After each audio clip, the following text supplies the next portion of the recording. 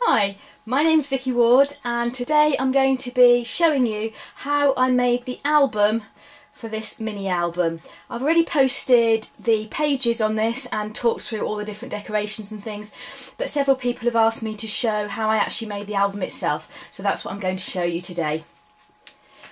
First thing you're going to need to do is to decide how many pages you want your mini album to be and what size. This particular one that I made, I had 5 pages and they're 4 inches square, and I've cut 4 and just have 1 more still to cut. The chipboard that I'm using for this is what comes in the Creative Memory packaging for pages, page protectors and things like that. I always keep them so that I've got them ready to use for mini albums and things like that. And I have to say I tend to cut my chipboard using a quilting ruler which has all the inch marks on it and also a scalpel.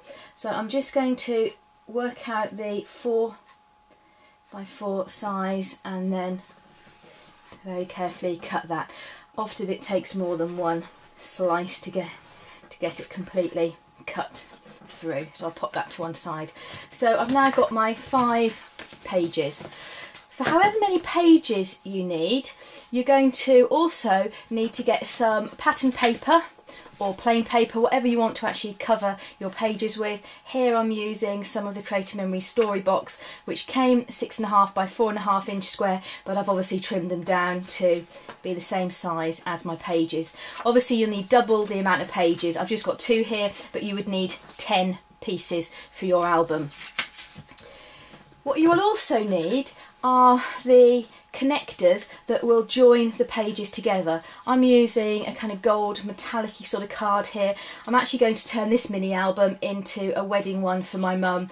I got married a few months ago and haven't actually made her a mini album, so thought I would make one, and this is card left over from the invite, so I thought that would be good to bind the mini album with. So because there are 5 pages, then you'll actually need 4 connectors to join the pages together. So however many pages you have, it's that number minus 1. So I've got 4 of these to join. And the depth of the paper here is exactly the same as the depth of the page, or the length of the page. So you can see it's 4 inches. And then 2-inch strips scored at the 1 inch mark, so they end up being folded in half. Okay.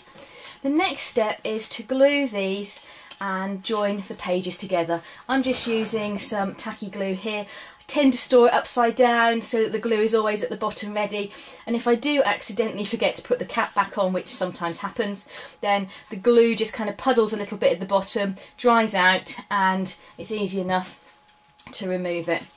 So basically you need to put some glue, just spread it around onto one side of your connector, and then very carefully attach it along one edge so that the fold is just at that edge there, like so. Okay, get rid of any excess glue. Okay, then put glue on the other flap, spread it around again. Obviously it doesn't matter what sort of glue you use as long as it is sturdy enough to be able to hold the pages and stop them from coming apart. And this time, again, line it up. I tend to do it on holding it down so that the pages line up at the bottom, and then obviously press it down at the top, and the first 2 pages are joined together. If you find that it's not exactly right, then obviously with a pair of sharp scissors you could always trim off any excess, like so. Obviously you do need to use cardstock for joining these together because they will experience quite a bit of wear as you open and close the pages. And obviously continue through doing the next one. I can see that I didn't score that very well in half, but never mind. Obviously lining it up with the previous pages until eventually you've got all of those stuck together.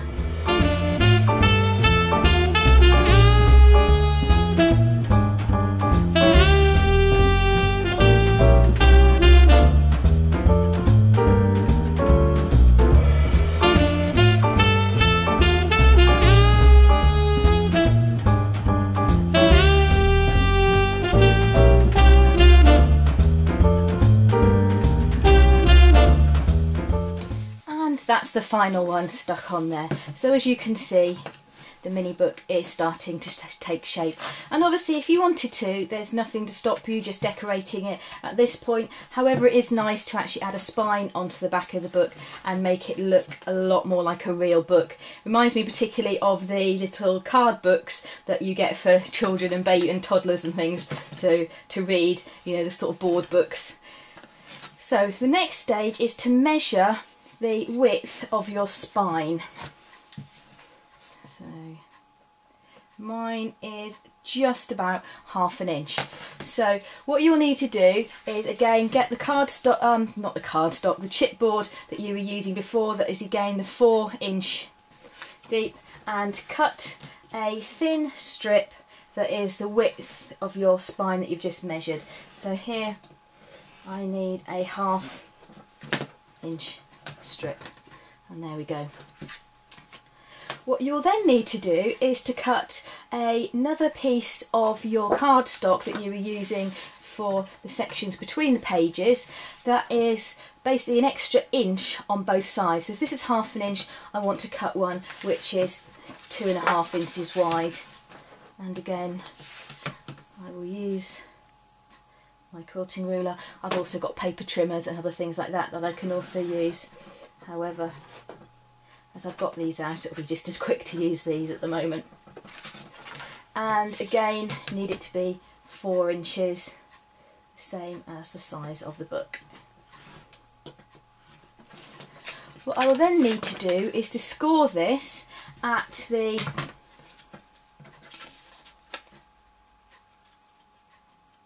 at the 1 inch in from both sides, so that this will bend around the support on the spine. So for that I'm going to use my Creative Memories 12-inch trimmer, and I have put a scoring blade into it. So I will line it up with the inch, score down, turn it round and do an inch on the other side, just like so.